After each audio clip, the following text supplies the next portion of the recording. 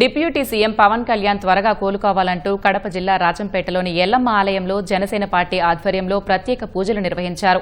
ఇటీవల శస్త్రచికిత్స చేయించుకున్న పవన్ పూర్తి స్థాయిలో కోలుకుని తిరిగి ప్రజాసేవలో నిమగ్నం కావాలని ఆకాంక్షిస్తూ ప్రత్యేక పూజలు నిర్వహించినట్లు పార్టీ నాయకులు తెలిపారు. పవన్ కు ప్రజల ఆశీస్సులు, దైవానుగ్రహం ఎల్లప్పుడూ ఉంటాయని విశ్వాసం వ్యక్తం చేశారు.